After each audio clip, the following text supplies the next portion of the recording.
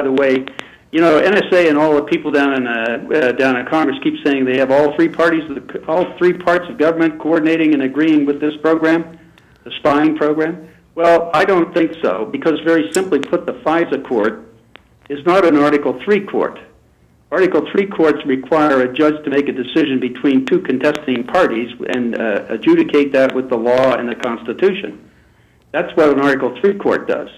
This court meets in the 6th floor of the Justice Department, has no opposing party, only hears the government side, and then only agrees with that or doesn't. You know, and I think they've only not agreed with something like they've rubber stamped about 35,000 requests for warrants since 1978 or something like that, and they have denied, I think, 11.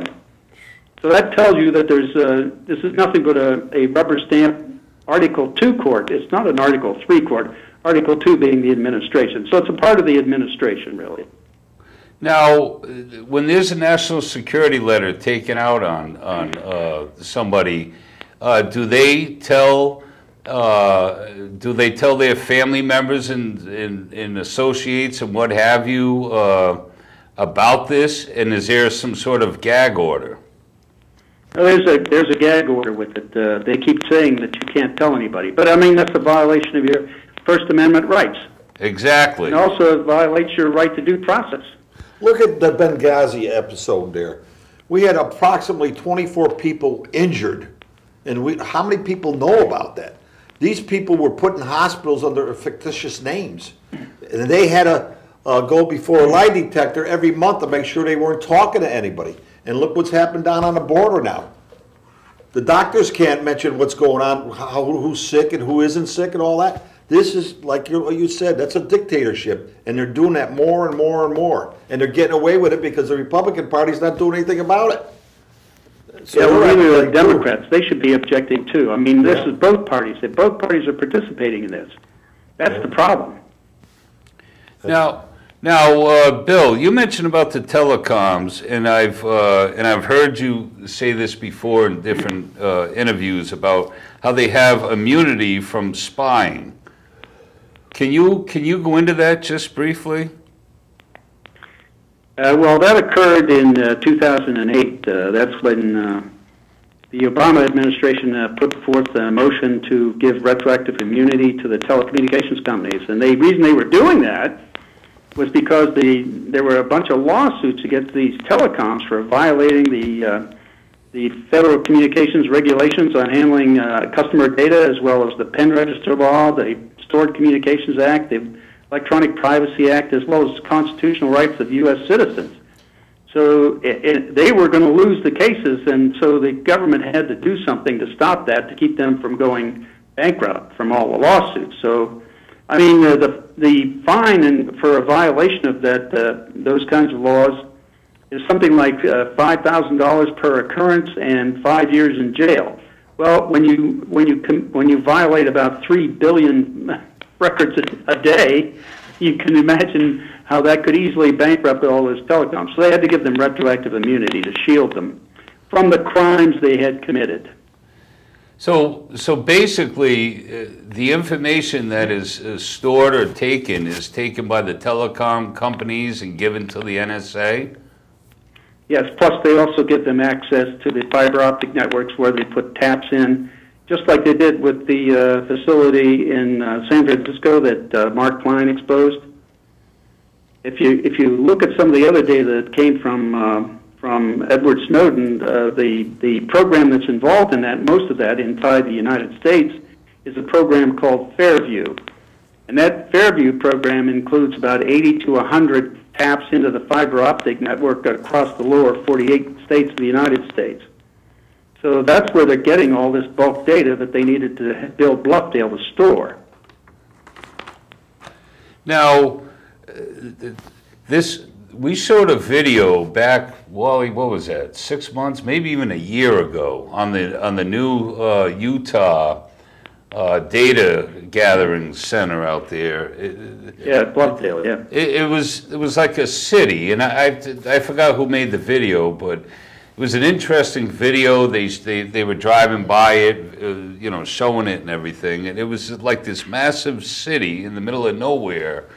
And what is it like? $2 billion or something for that project? It was over $2 billion to build.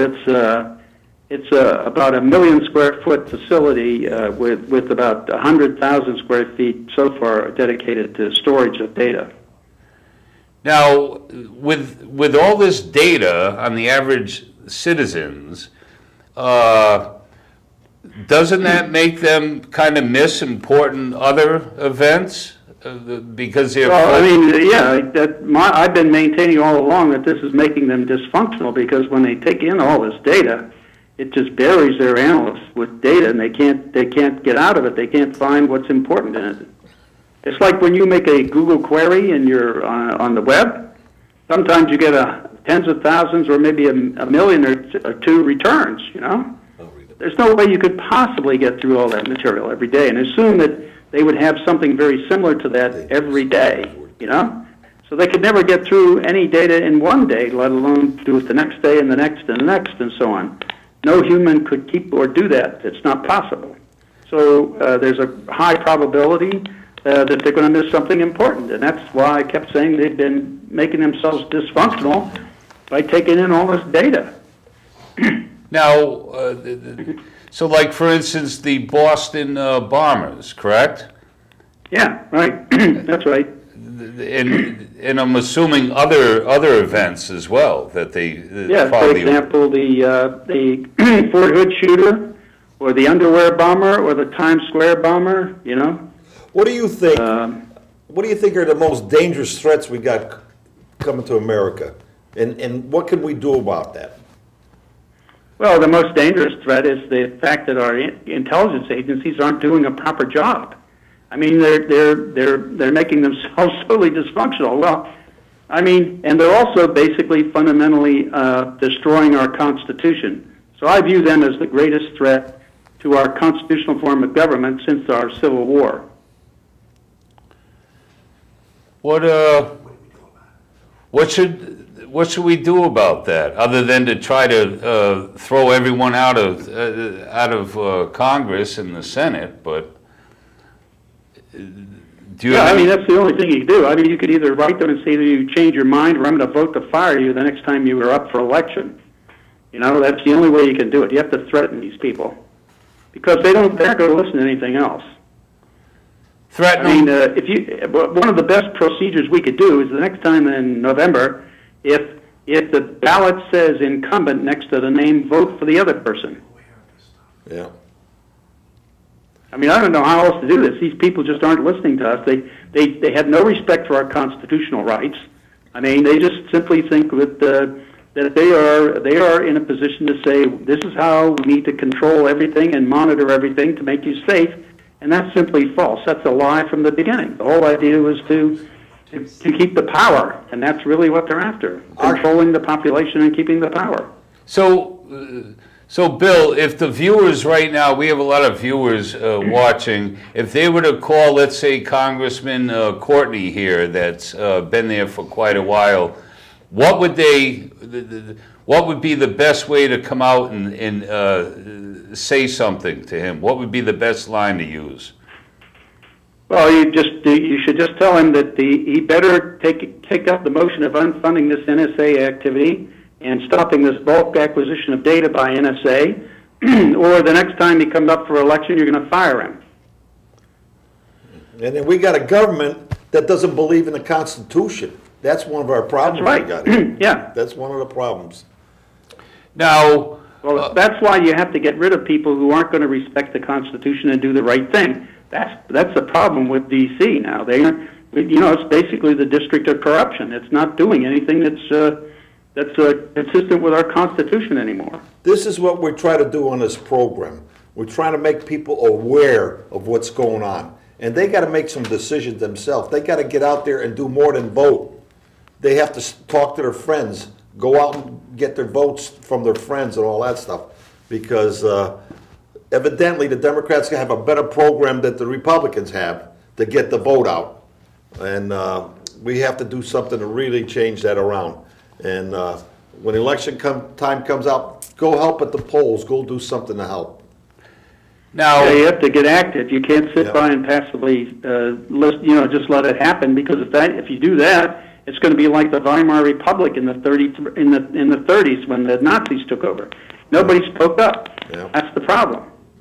We have to stand up for our constitutional rights, and our Constitution. That's what the oath of office of everybody in D.C. was, to protect and defend the Constitution. Now, the president has the oath to say to preserve, protect, and defend. So he's supposed to preserve it and protect it and defend it. Everybody else is to protect and defend, but none of them are doing any of that. Yeah. Yeah. I can't say none of them. There are a few who are trying, I guess, but they're not enough of them. That's the problem. And obviously, you're trying your best, correct? Absolutely, yeah. Yep. I would have to say, if anyone's putting their neck on the line, I would have to say it would be you.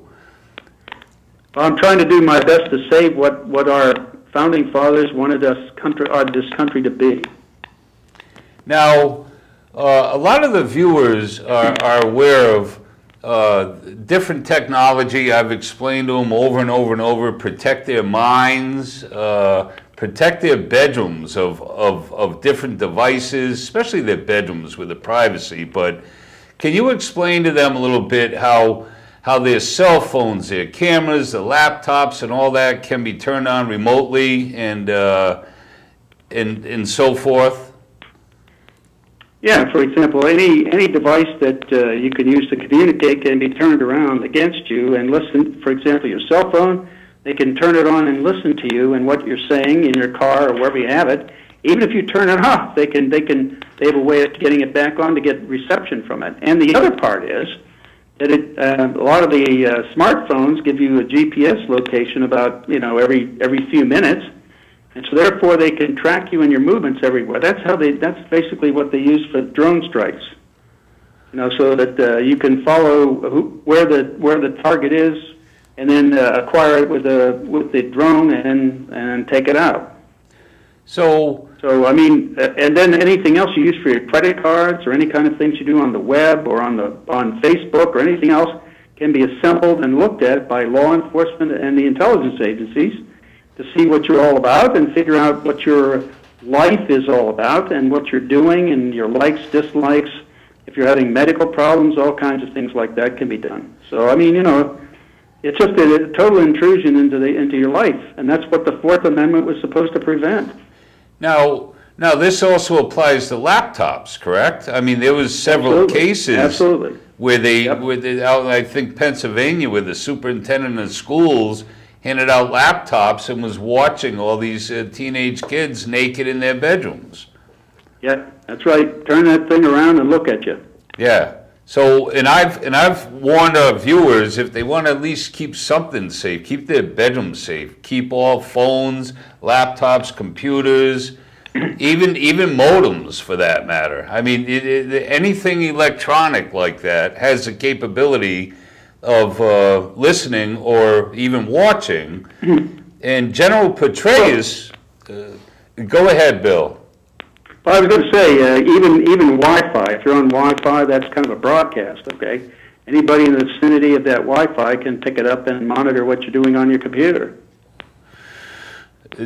Now, the same thing applies with the Xbox games and all these video consoles, correct? Yeah, they're getting into that too and bugging those. Yep, that's for sure. Yeah, so these kids have them all in their rooms, have no idea that they could be being watched or listened to in the privacy of their own bedrooms. Yep, or wherever they are, yeah. Absolutely amazing, Wally. Yep. I mean, this is stuff I've been talking about the last, 2 years, and I went through, I still occasionally get stalked, but I have to keep my cell phone off and the battery out. Can they still track that phone even with the battery out of it? I think there's a little residual power in it that can be that touches with the towers, local towers. So as long as that happens, they can certainly see where you are, the towers that are close to you anyway.